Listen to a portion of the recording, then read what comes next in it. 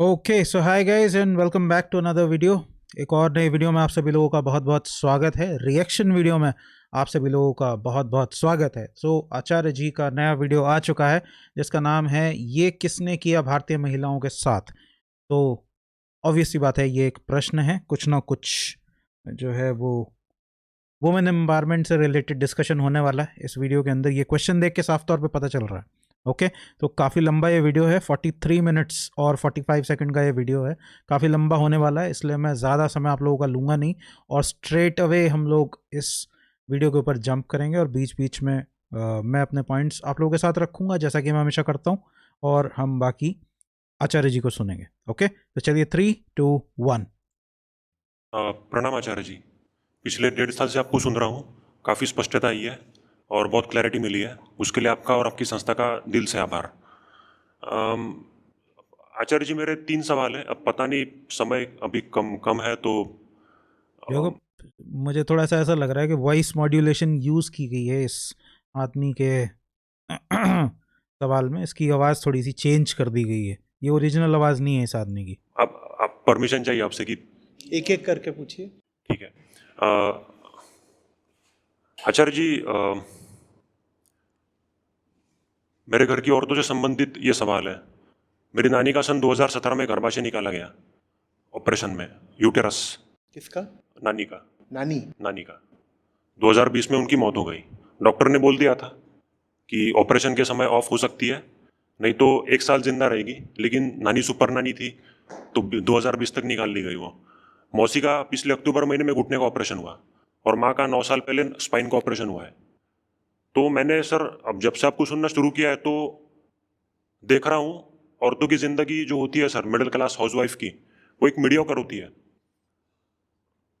तो मेरा सवाल सर यही है कि बचपन से अगर लड़कियों की कंडीशनिंग ठीक से हुई, फिटनेस फ्रीक जो होता है सर, मतलब व्यायाम को लेके जो रुझान होना चाहिए लड़कियों का पुरुषों की तुलना में, वो सर कम है हमारे देश में। क्योंकि सर पिछले साल की बात है, मैं घर के नज़दीक एक महादेव का मंदिर है 1-1.5 किलोमीटर दूर, वहाँ तक मैं पैदल जाता था। जाड़े की बात है, इसी महीने मैंने वॉकिंग शुरू की थी। तो मंदिर की तरफ जाने वाला जो सर रास्ता था वो बाजार से होकर गुजरता था। बाजार में ढेर सारी मतलब महिलाएं अपनी छोटी बच्चों के साथ आती थी शॉपिंग करने। कोई ज्वेलरी खरीद रहा है, कोई कॉस्मेटिक्स खरीद रहा है। मैंने बोला ये तो रोज का है, इनको शॉपिंग पसंद है, करती होंगी।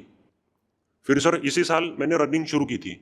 घर के नज़दीक फिजिकल एजुकेशन का कॉलेज है, वहाँ पर 400 मीटर का ट्रैक है, तो मैं वहाँ पे जाके दौड़ता था। वहाँ सर मैंने कुछ अद्भुत ही देखा, कुछ अलग ही था वहाँ पे नज़ारा। वहाँ सर बास्केटबॉल खेलने वाले, फुटबॉल खेलने वाले, दौड़ लगाने वाले, क्रिकेट खेलने वाले, सारे के सारे पुरुष, 2 या 3 लड़कियाँ सिर्फ। मैंने जाके पूछा कि तुम गोला फेंक कर रही हो और ये दौड़ लगा रही हो, इसका औचित्य क्या है, क्यों कर रही हो? वो बोले इस साल महाराष्ट्र में पुलिस भर्ती है, तो उसकी प्रिपरेशन में लगे हैं।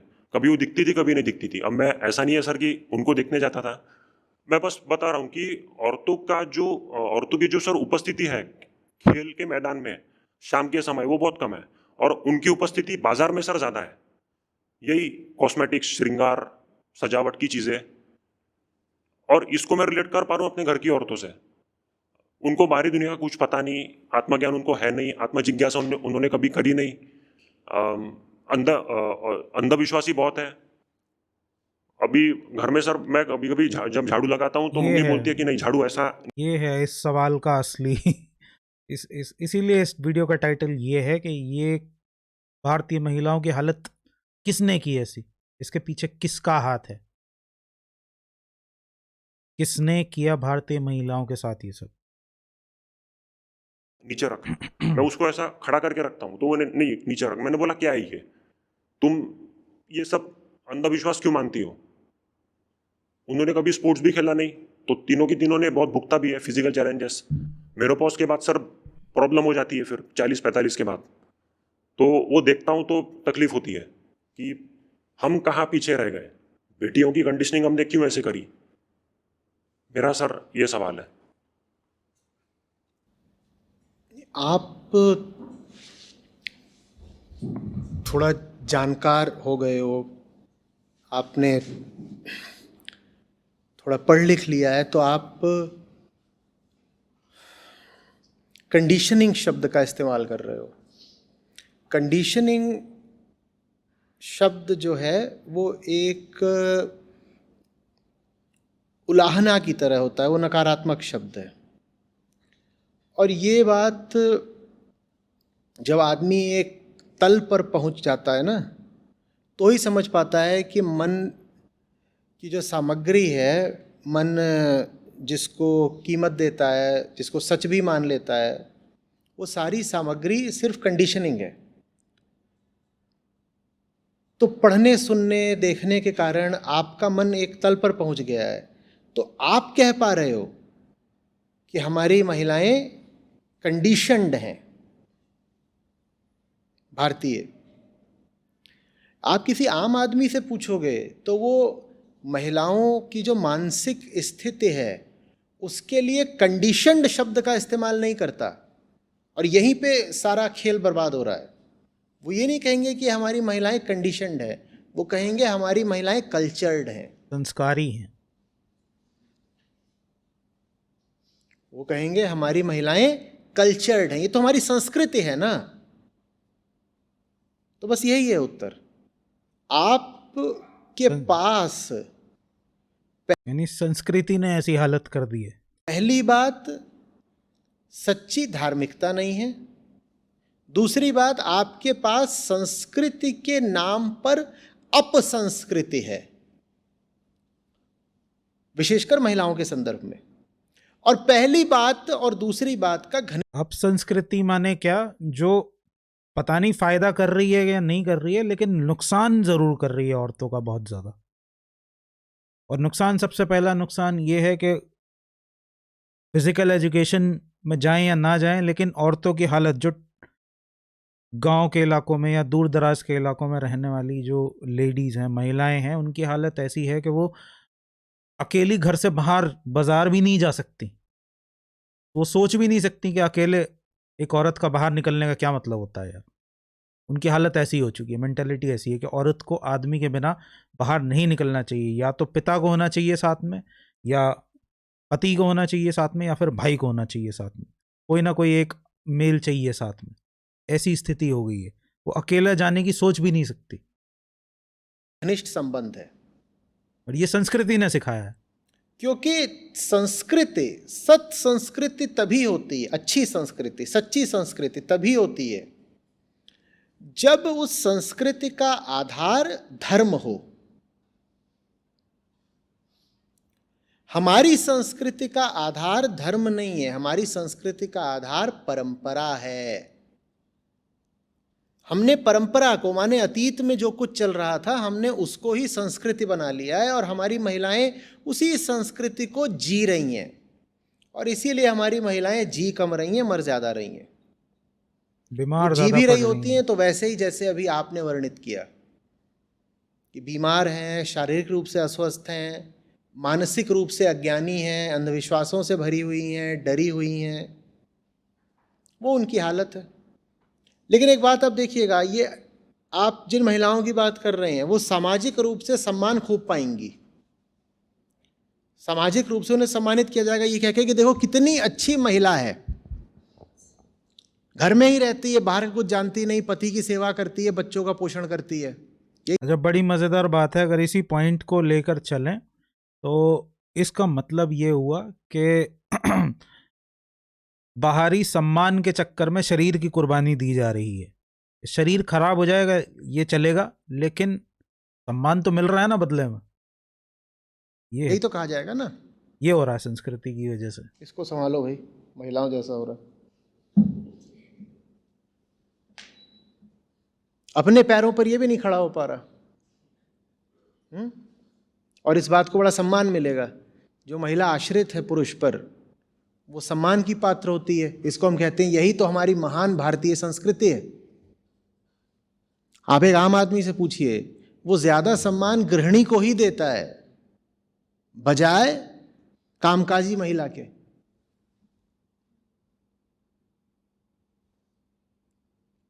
ये बात है कि नहीं है? मैं मेट्रोज की बात नहीं कर रहा, मैं जनसंख्या के उस 2-4% तबके की बात नहीं कर रहा हूं जो पढ़ लिख गया है, जो थोड़ा जागृत हो गया है, या कि जो आध्यात्मिक रूप से सशक्त है।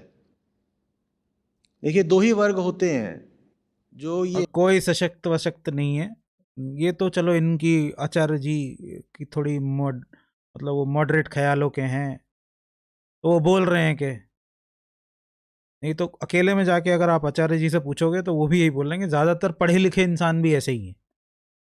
ज़्यादातर पढ़े लिखे भी यही मानते हैं कि औरतों को घर में ही रहना चाहिए, घर के काम काज करने चाहिए, उन्हें बाहर अकेले नहीं निकलना चाहिए। बाहर निकलना कोई अच्छी लड़कियों की निशानी या अच्छी औरतों की निशानी नहीं होती। पढ़े हमारी लिखे भी ज़्यादातर ऐसे ही हैं। अपसंस्कृति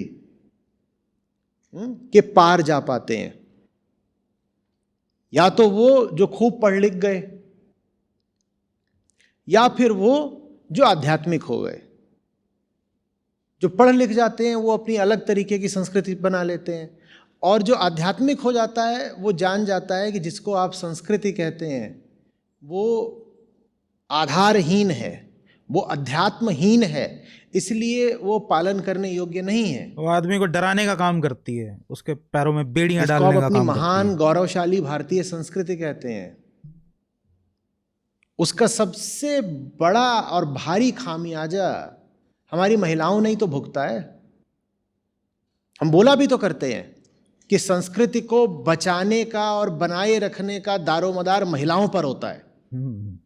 तो महिलाओं के कंधों पे बहुत बड़ी जिम्मेदारी है। यही तो संस्कृति की वाहिका है। और क्या है तुम्हारी संस्कृति? वही जो तुम देख रहे हो, जिसका अभी आपने वर्णन करा है। घर में पड़ी रहो, न पढ़ो न लिखो न दुनिया देखो, पति की सेवा करो। यही तो हमारी आदर्श भारतीय नारी है ना। पति की सेवा करो, पति के माँ बाप की भी सेवा करो, बच्चों की सेवा करो।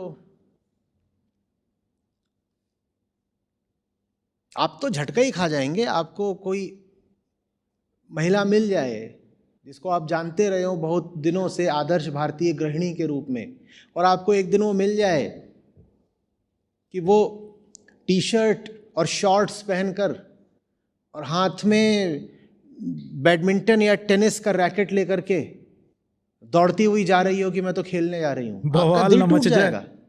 बवाल आप मच कहेंगे जाए। अरे भारतीय संस्कृति ही बर्बाद हो गई आज। बिल्कुल, कितना बुरा समय आ गया है। घर की देखभाल करने की जगह, बच्चे पालने की जगह, पति के पांव मींजने की जगह, हाँ, सास के बाल धोने की जगह ये रैकेट उठाकर सड़क पे कूदने निकल पड़ी। इसी तरीके की भाषा का इस्तेमाल होगा कि अब ये इस उम्र में सड़क पे कूदेंगी, ऐसे ही ताना मारा जाएगा। यही तो तुम्हारी भारतीय संस्कृति है। और कितने अफसोस की बात है कि इस संस्कृति का समर्थन भी सबसे ज्यादा औरतें ही करती हैं, क्योंकि ये संस्कृति उन्हें घर की 4 दीवारों की सुविधा दे देती है। औरत को फंसाए रखने में भी सबसे आप बड़ा ये नहीं हाथ देख रहे हो औरत कि का ही जिसको है। आप आदमी, भारतीय संस्कृति बोल रहे हो वो आदमी से ज्यादा बड़ा हाथ इसमें औरतों का है। वास्तव में पिछले 500-700 साल की गुलामी और गरीबी और अशिक्षा का परिणाम है। आपका पिछले 500 साल का अतीत क्या है? गुलामी, गरीबी, अशिक्षा। तो ये बात एकदम साफ नहीं है कि जो इस 500 साल से संस्कृति निकली है वो भी गड़बड़ ही संस्कृति होगी। भाई आप आज उस संस्कृति का पालन तो कर नहीं रहे जो आज से 2000 साल पहले थी। 2000 साल पहले आज से भारत में बहुत खुली हुई संस्कृति थी। तब महिलाओं का अलग स्थान था और महिलाओं के जबरदस्त अधिकार थे और महिलाएं बहुत मुक्त, उन्मुक्त जीवन जीती थीं।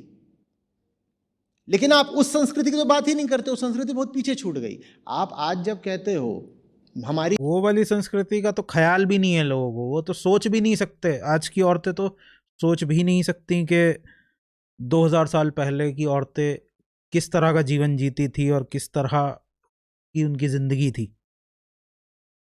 महान गौरवशाली भारतीय संस्कृति, तो आप किस संस्कृति की बात कर रहे हो? यही पिछले 200-400 सालों की।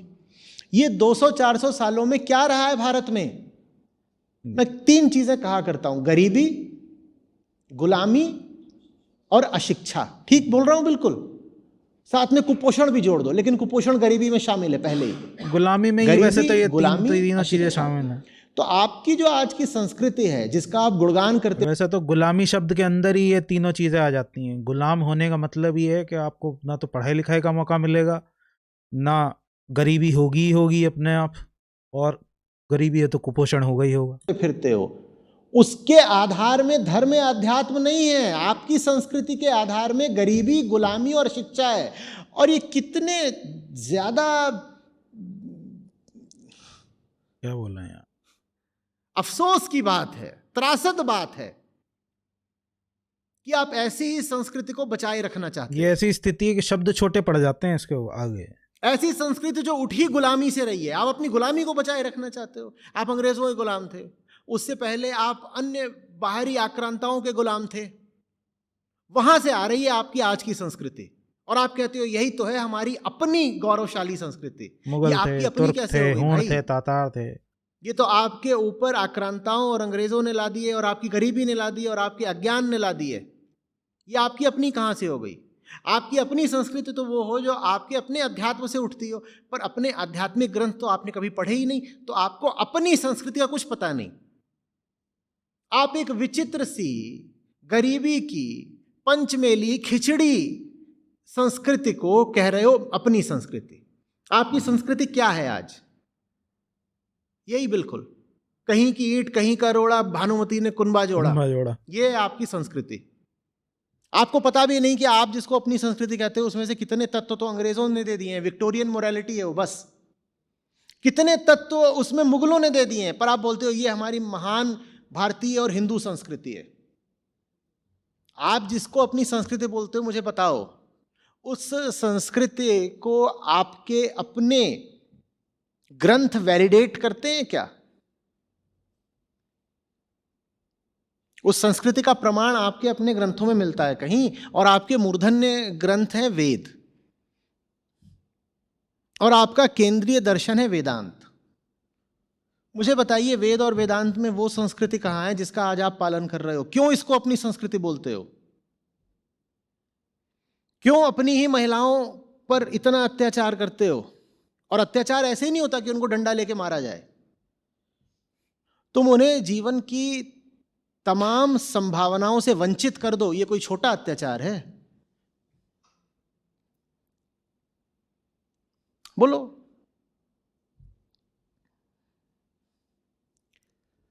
शिक्षा का स्तर आज भी महिलाओं में कम, और नई लड़कियां तो फिर भी थोड़ा सौभाग्य रखती हैं कि उनको अच्छा पढ़ने को मिल जाता है, दुनिया देख लेती हैं। थोड़ा सा ही जैसे पीछे जाओ, माओ की उम्र में पहुंच जाओ, तो वहां स्थिति बिल्कुल अलग है।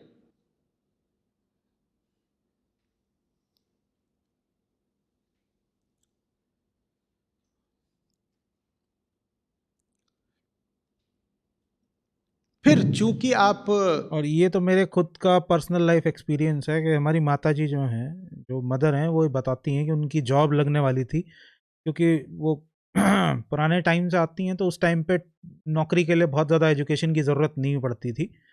12th पास भी हो तो भी आपको जॉब मिल जाती थी, क्योंकि पढ़े लिखे लोग ही बहुत कम थे। तो 12th पास करने के बाद उनको जॉब मिलने वाली थी, और गवर्नमेंट जॉब मिलने वाली थी, लेकिन परिवार के प्रेशर की वजह से और क्योंकि शादी हो गई थी तो इस वजह से वो नहीं कर पाई। वो डर गई, एंड टाइम पे उन्हें पीछे हटना पड़ा कि भाई फिर परिवार छोड़ना पड़ेगा, क्या करें। तो वो डर के फिर उन्होंने उस चीज़ को सेक्रीफाइस कर दिया।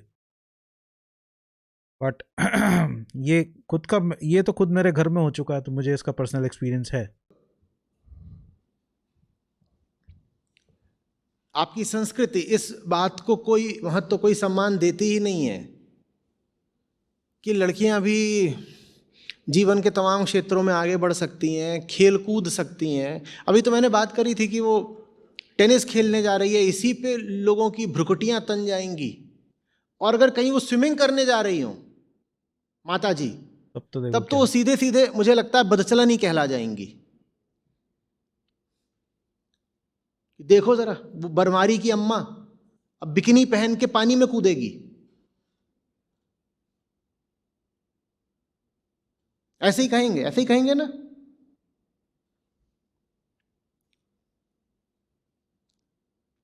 और आपने कहा एक जगह है जहां पर महिलाएं खूब पाई जाती हैं, कहाँ? बाजार।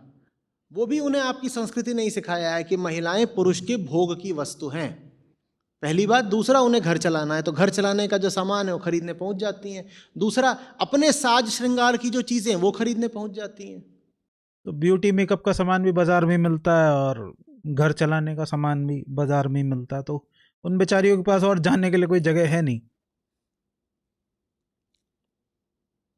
ये कितने भी सौंदर्य प्रसाधन होते हैं, कॉस्मेटिक्स, ये 99% महिलाएं ही तो खरीद रही हैं। कितनी कितनी सोचो तो। बाजार क्रिकेट बैट हो चाहे बैडमिंटन रैकेट हो, वो 99% पुरुष खरीद रहे हैं। और शरीर चमकाने की, मुंह चमकाने की चीजें जितनी हैं वो 99% महिलाएं खरीद रही हैं। ये है हमारी संस्कृति। और कोई इस संस्कृति के विरुद्ध बोल दे तो हम उसका गला पकड़ने को तैयार हो जाते हैं।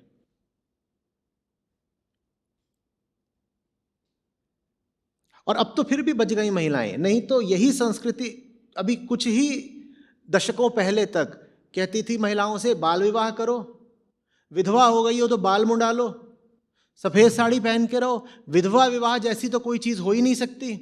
लड़की ज्यादा पढ़ लिख के क्या करेगी? कितनी ही महिलाएं गांवों कस्बों में मर गईं। और आज भी ऐसा होता होगा कि वो डॉक्टर के पास नहीं जा सकती क्योंकि उनके ऊपर ही शर्त है कि लेडी डॉक्टर को ही दिखाना। यौन समस्याएं ही नहीं, वो साधारण भी अपना चेकअप मेल डॉक्टर से नहीं करा सकती है, घर वाले फप्तियां कसेंगे।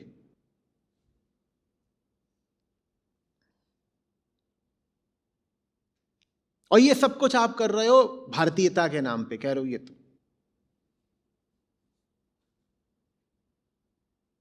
ये सब आपकी संस्कृति में ही तो चलते थे ना, सती प्रथा, दहेज प्रथा, बाल विवाह। अगर संस्कृति को ही बचाए रखना है तो इन सबको भी फिर बचाए रखो। इनको क्यों नहीं बचाते?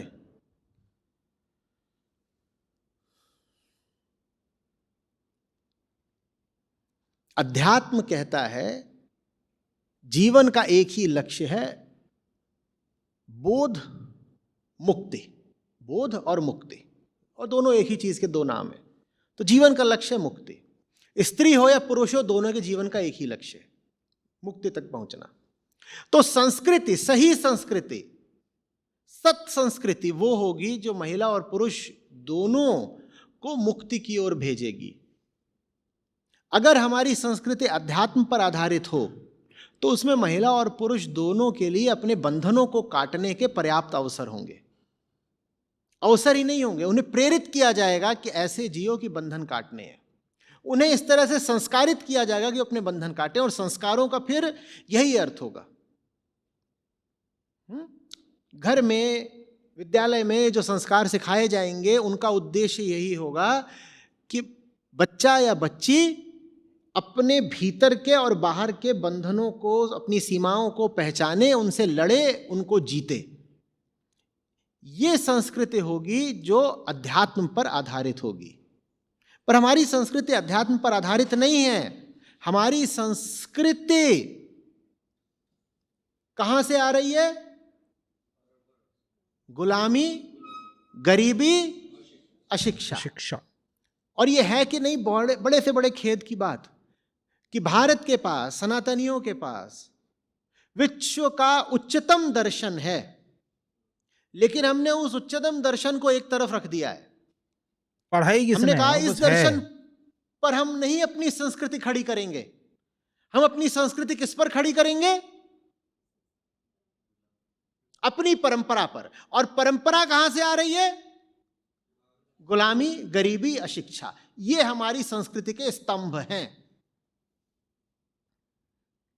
और चूंकि ये चीज पीछे से चली आ रही है तो हम कहते हैं हमारी महान परंपरा है, हमारे पुरखों ने ऐसा करा, हम कैसे छोड़ सकते हैं। इतना ही नहीं है, हमने परंपरा को संस्कृति बना लिया और संस्कृति को धर्म। हम ऐसे जबरदस्त लोग हैं।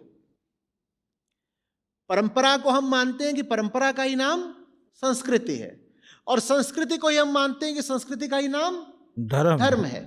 वाह, वाह, क्या कहना है। अच्छी महिला तो वो है जो घर में सबको खिला करके फिर खुद खाती है। सबसे आखिरी में नतीजा, पुरुषों की वो भी अपेक्षा झूठे महिलाओं बर्तन में में। कुपोषण कहीं ज्यादा पाया जाता है, लेकिन वो कहलाएगी आदर्श हिंदू महिला, क्योंकि वो सबको खिला के खुद खाती है, सबका पेट पूरा भर देती है। और घर के पुरुष, और हो सकता है घर के लड़के बच्चे भी, एकदम मस्त मुटियल हों,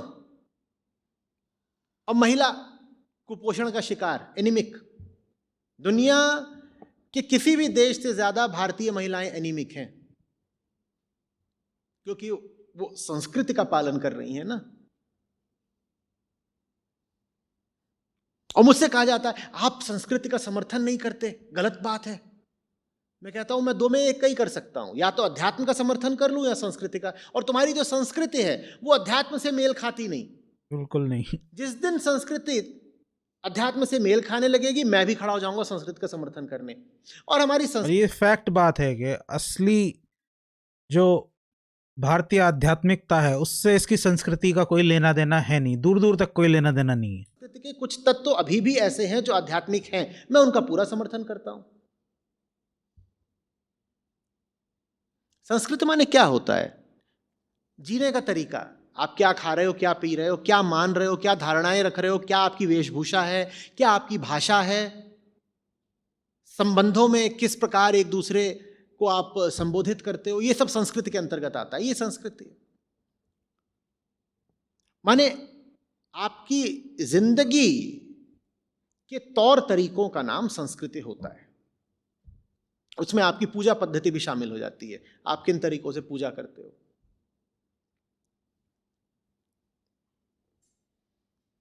बहुत महत्वपूर्ण चीज है ना संस्कृति। संस्कृति माने जिंदगी। और अगर संस्कृति इतनी महत्वपूर्ण है तो संस्कृति का आधार, फिर पूछ रहा हूं, गुलामी, गरीबी, अशिक्षा को बनाओगे या अपने उच्चतम अध्यात्म को बनाओगे? बोलो।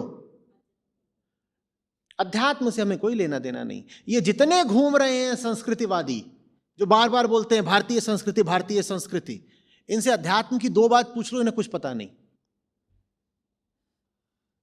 हाँ, संस्कृति के नाम पे इनसे दंगे करवा लो, ये कर देंगे। संस्कृति पे नारे लगवा लो, नारे लगा देंगे। अध्यात्म पूछ लो, कुछ नहीं जानते।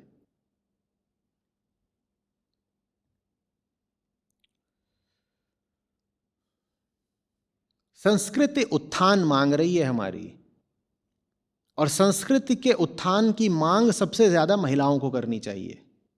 महिलाएं सबसे आगे होनी चाहिए विरोध करने में, कि ये पुरानी सड़ी गली संस्कृति अब नहीं चलेगी बाबा।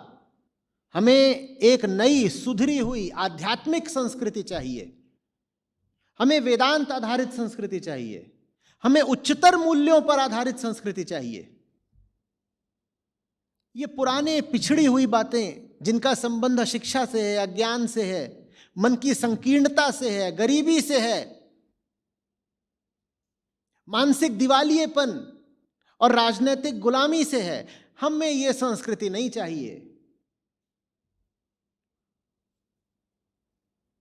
ये जो संस्कृतिवादी हैं, इनको तो पता भी नहीं है कि इनकी संस्कृति के बहुत सारे तत्व वहीं से आ रहे हैं जिनसे ये नफरत करते हैं। संस्कृतिवादियों को, हिंदू संस्कृतिवादियों को आमतौर पर अन्य धर्मों से बड़ी चिढ़ होती है। बड़ी चिढ़ होती है कि दूसरे धर्म के लोग हैं, चिढ़ते हैं, हम संस्कृतिवादी हैं, दूसरे धर्म के लोग हैं, गंदे हैं। तुम्हें पता भी है तुम जिस संस्कृति का पालन कर रहे हो उसमें बहुत सारे तत्व तो उन्हीं धर्मों से आ रहे हैं जिनसे तुम चिढ़ते हो, क्योंकि उन धर्मों के लोगों ने तुम पे राज करा खूब। तो उनकी संस्कृति तुम्हारी संस्कृति बन गई है, और उस संस्कृति को अब तुम कहते हो ये मेरी है, और कोई उसको बदलना चाहे तो उससे लड़ते हो कि नहीं, हमारी संस्कृति बदल मत देना।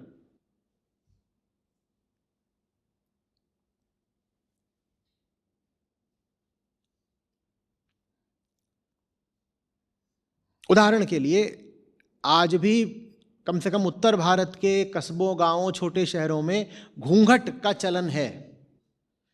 तुम्हें पता भी है कि ये घूंघट कहाँ से आ गया हिंदुस्तान में? तुम्हें लग रहा है कि ये घूंघट वैदिक काल के ऋषियों की देन है? ये घूंघट कहाँ से आ गया? ये इस्लाम से आया है, और इस्लाम से ये संस्कृतिवादी चिढ़ते हैं, लेकिन इस्लाम ने ही तुम्हें घूंघट दे दिया है और उस घूंघट को तुम पकड़े बैठे हो। तुम्हारे घर की महिला घूंघट न करे, तुम चढ़ बैठोगे उस पर, मार दोगे उसको। अभी आज ही तो हुआ है, पता चला है कि एक माँ बाप ने, दिल्ली के थे, उन्होंने अपनी लड़की मार दी। ऑनर किलिंग का मामला है, और उसको सूटकेस में बंद करके कहीं पे डाल आए थे। ये बात वैदिक संस्कृति की है क्या, कि तुम्हारी लड़की कहीं बाहर जा करके किसी से मिल रही हो सकता है वो लड़का बिल्कुल गलत हो जिससे मिल रही है, बिल्कुल हो सकता है। हो सकता है अपनी मर्जी से वो जैसी जिंदगी बिताना चाहती हो बिल्कुल गलत हो, बिल्कुल हो सकता है ऐसा। लेकिन क्या ये बात हमारे वैदिक ऋषियों ने सिखाई है कि तुम्हारी लड़की अगर बाहर जाएगी, कुछ उल्टा पुल्टा कर रही है तो उसको गोली मार दो? ये संस्कृति कहां से आई भारत में? ये संस्कृति भी इस्लामिक आक्रमणकारियों के साथ आई, और हमने उसको अपनी संस्कृति बना लिया है। तो मैं कह रहा हूं गुलामी पर ये वहीं पे ही होता था कि क्या बोलते हैं, कोई औरत अगर तुम्हें कोई गलत काम करते हुए मिले, वेश्यावृत्ति में मिले, या अपने घर वालों की बात ना मान रही हो, तो उसे पत्थर मार मार के मार डालो, या चौराहे पे उसे लटका दो मार के। वहीं से आ हमारी रही ये है। संस्कृति। और तुर्रा ये कि हम कहते हैं ये हिंदू संस्कृति है। हिंदू संस्कृति कहां से हो गई भाई? कहां से हो गई हिंदू संस्कृति? कैसे?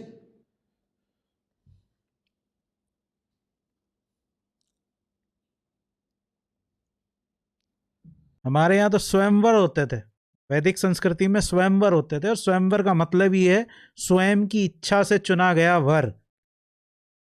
जो लड़की होती थी वो अपनी इच्छा से वर को चुनती थी कि मैं इससे शादी करना चाहती हूँ, ये मुझे पसंद है। ये थी 2000 साल पहले की जो वैदिक सभ्यता थी। तुम गौर से देखना कि देश के जो हिस्से जितना ज्यादा विदेशी आक्रमणों की चपेट में आए, वहां महिलाओं की उतनी ज्यादा दुर्दशा है। गौर से देखना, तब समझ में आएगा कि हमारी संस्कृति पर सबसे ज्यादा प्रभाव किसका है। जिसको आप अपनी संस्कृति कहते हो, उस पर सबसे ज्यादा प्रभाव विदेशी आक्रमणकारियों का है। सेक्स रेशियो एट बर्थ समझते हो?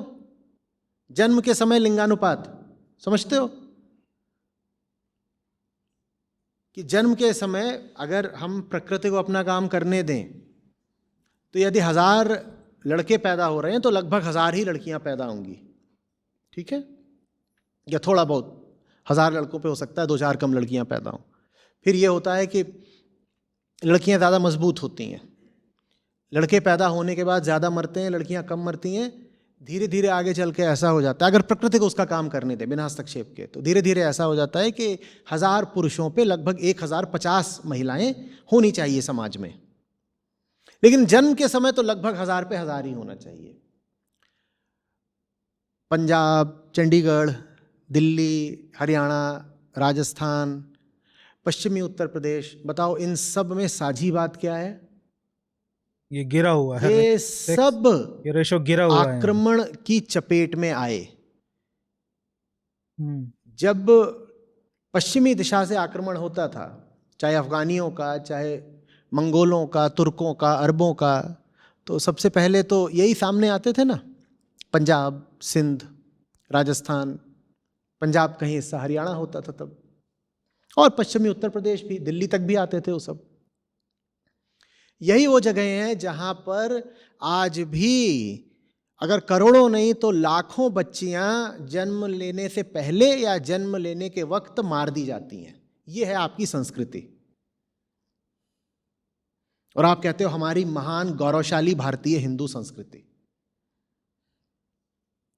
और ये मत बोलिएगा नहीं नहीं नहीं हमारे यहाँ तो स्त्री को देवी मानकर पूजा गया।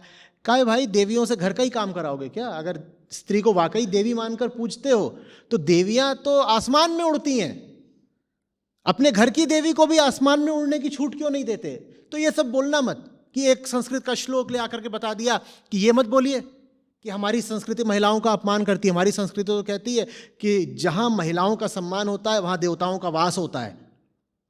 अच्छा, तो फिर तो निश्चित रूप से भारतीय घरों में देवताओं का वास नहीं होता होगा।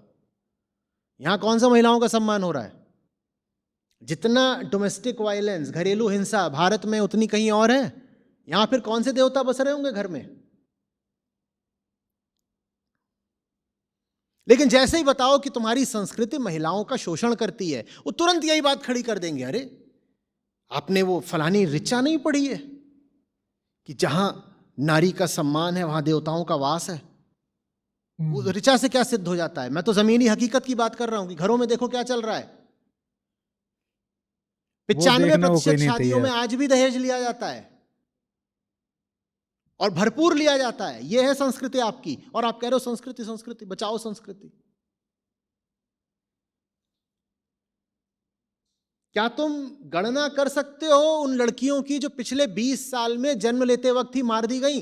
करोड़ों में आएगा। क्या ये दुनिया की सबसे बड़ी हिंसा नहीं है? हिटलर ने भी कितने यहूदी मार दिए थे?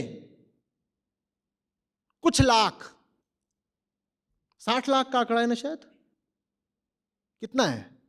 मेरे ख्याल 60 लाख का ही आंकड़ा है। इतने यहूदी मारे थे, अधिक से अधिक। आपने लड़कियां कितनी मार दी? और ये बात हिंदुओं में ही है। बताओ हिंदुओं ने कितनी हिंदू लड़कियां मार दी? और फिर आप बात करते हो कि हिंदू धर्म खतरे में है। सबसे बड़ी जेनोसाइड तो खुद हिंदू कर रहे हैं अपनी महिलाओं के खिलाफ। हिंदू धर्म और बाहर किसी वाले से खतरे में होगा क्या? एक हिंदू लड़की को कोई किसी दूसरे धर्म का मार दे तो आप चिल्लाना शुरू कर देते हो, अरे अरे अरे अरे हिंदू लड़की खतरे में है। और ये जो हिंदू लड़की रोज लाखों में मर रही है, अपने ही घर वालों के हाथों, उसको जन्म ही नहीं लेने दे रहे, भ्रूण हत्या कर रहे हैं, उसका हिसाब कौन करेगा?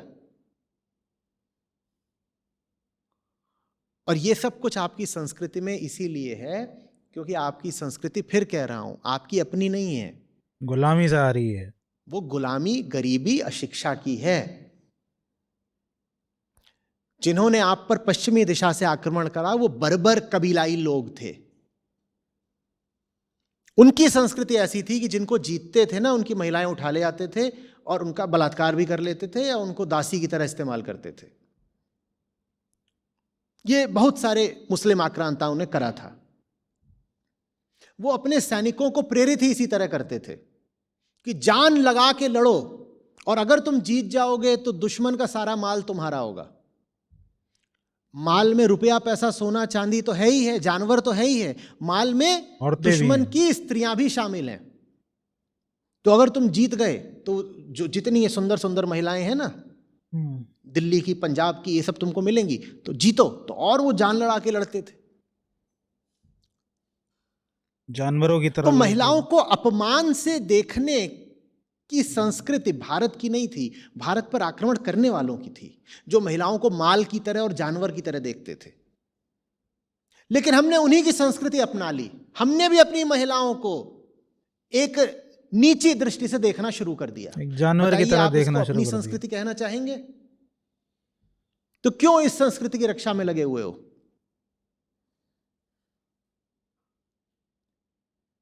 भारतीय संस्कृति कैसी थी ये जाकर के देखो ना अपने पुराने ग्रंथों में। वहां तुमको ऐसी ऐसी महिलाएं मिलेंगी कि अगर वो आज हो जाएं तो आप उनको जीने ना दो, आप कहो ये गंदी औरत है। द्रौपदी आज हो जाए 5 पतियों के साथ, आप जीने दोगे उसको? वैश्या करार दे देंगे तो।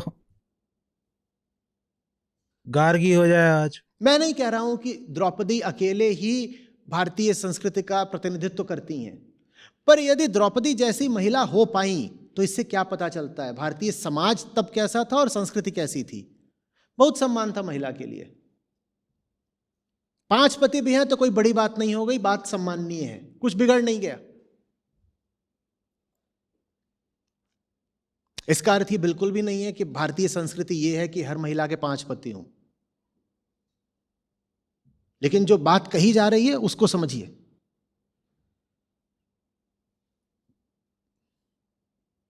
वो बहुत वन एंड आप यूनिक पुराने केस था। नाटकों में भी देखिए या पुराने साहित्य में देखिए तो वहां पर आपको वेशभूषा कैसी पता चलती है।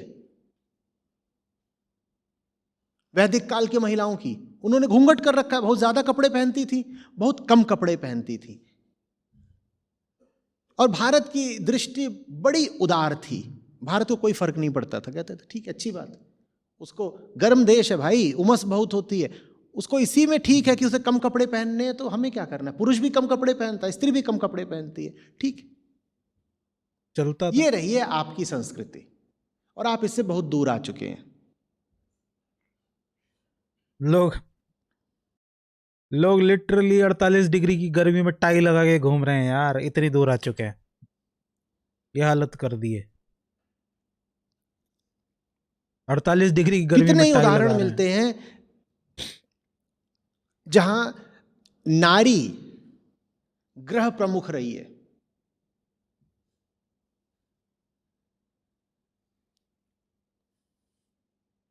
जहां नारी के कहने पर बात चली है और उसकी बात को टाला नहीं जा सकता।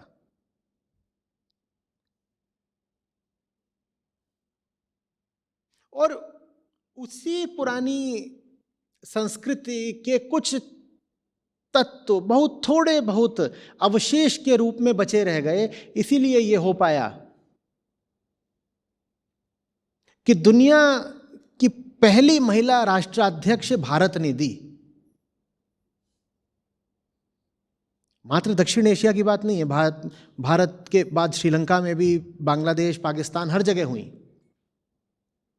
पर सबसे पहले भारत में। यूरोप से भी पहले भारत में। अमेरिका में तो आज तक हो ही नहीं पाई।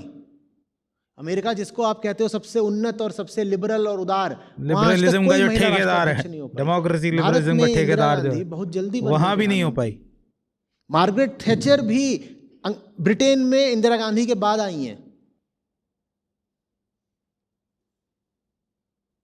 इंदिरा गांधी भारत में प्रधानमंत्री बन पाई, उसकी वजह यही है, भारत की स्मृति में अभी थोड़ी बहुत किरण शेष है। थोड़ा सा हमको याद है कि हाँ, महिला सम्मान की पात्र होती है, महिला उच्चतम स्थान की पात्र होती है।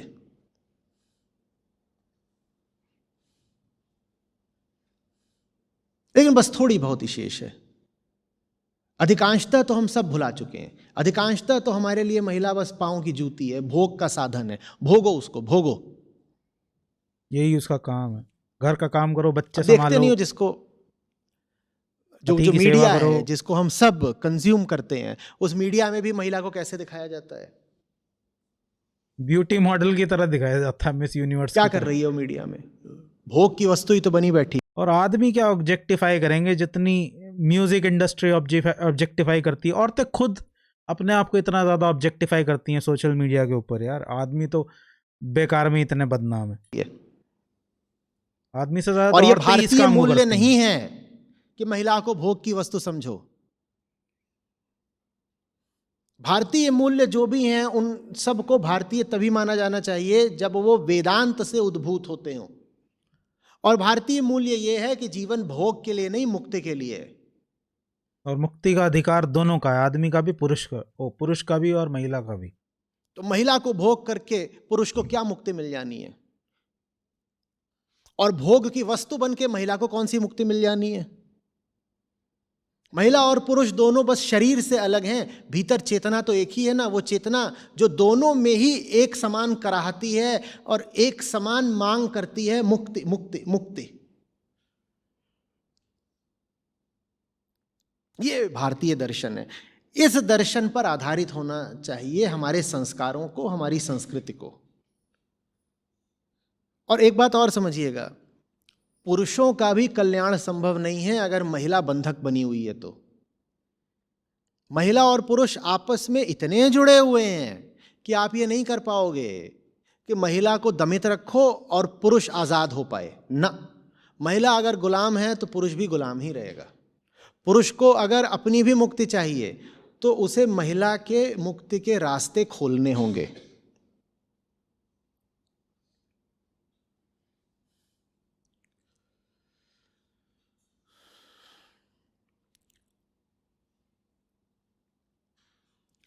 समझ में आ रही है कुछ बात?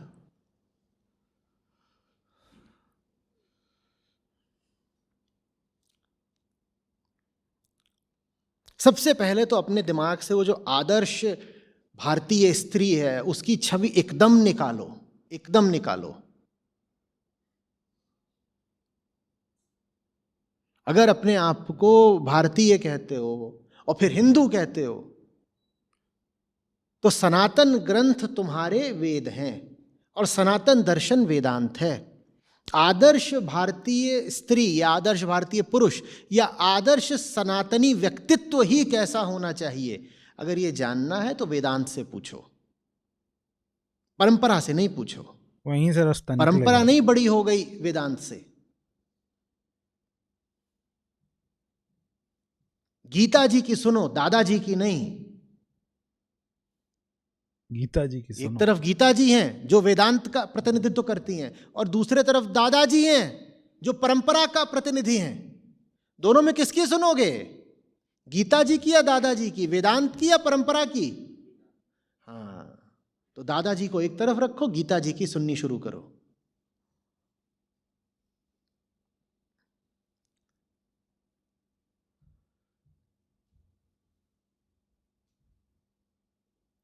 नमस्कार सर। सर, इसी से रिलेटेड कल आपने बोला था कि ये आई सब्जेक्ट ये कहीं पढ़ाया नहीं जाता और अभी मैं कॉलेज में एज अ लाइब्रेरी असिस्टेंट में काम करता था। तो मेरे से जो बच्चे आए उनकी भी मतलब दोस्ती हुई या उनके साथ भी एक रिलेशन बना और जो स्टूडेंट बॉयज़ स्टूडेंट थे उनके साथ भी मतलब बातचीत हुई, मेरे दोस्त बने। ठीक है, तो अभी इन बच्चों को या फिर जो मेरे जो जूनियर्स हैं इनको ये मैं मतलब आए सब्जेक्ट जो है या जैसे मेरे लाइफ में आए ये जो क्वेश्चन है या हु एम आई ये आया जब मैंने एक अष्टवक्र गीता को मैंने डाउनलोड किया और उसे पढ़ा। तो ये अभी जो मैं मतलब जिनसे मैं बातें करता हूँ या जो मेरे दोस्त हैं तो उन्हें इस सब्जेक्ट के पास मैं कैसे लेके जाऊँ या जो मेरे घर पर जो मैं जिनके साथ रिलेशन में हूँ, मेरी मौसी है या दीदी है, तो मैं उन्हें ये सब्जेक्ट के पास कैसे लेकर आऊँ? समय लगेगा, प्रयत्न लगेगा और सबसे ज़्यादा प्रेम लगेगा। आसान नहीं है, लेकिन किस्से के तरीके से कोई कहानी बता के थोड़ी उसमें रोचकता पैदा करके आपको उनको लाना पड़ेगा।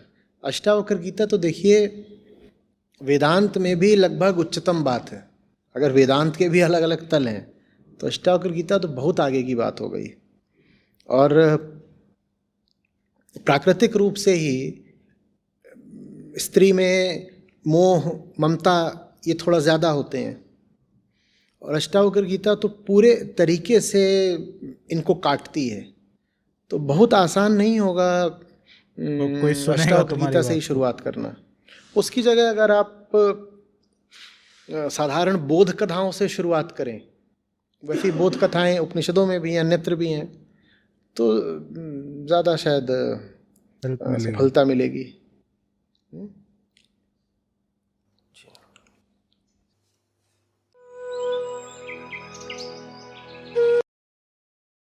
चलो, सो फाइनली हम लोग पहुंच गए वीडियो के एंड पे।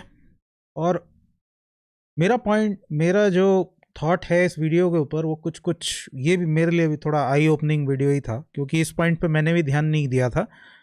इस चीज़ का रियलाइजेशन मेरे को भी अभी अभी हुआ है कि घूंघट जो है वो आया इसी वजह से है, या ये सारी चीज़ें जो हैं वो आई इसी वजह से हैं क्योंकि जो अफगान आक्रांता जो थे या जिन्होंने हमला किया नॉर्थ के ऊपर, उन्हीं की संस्कृति तो हम अपना के बैठे हैं।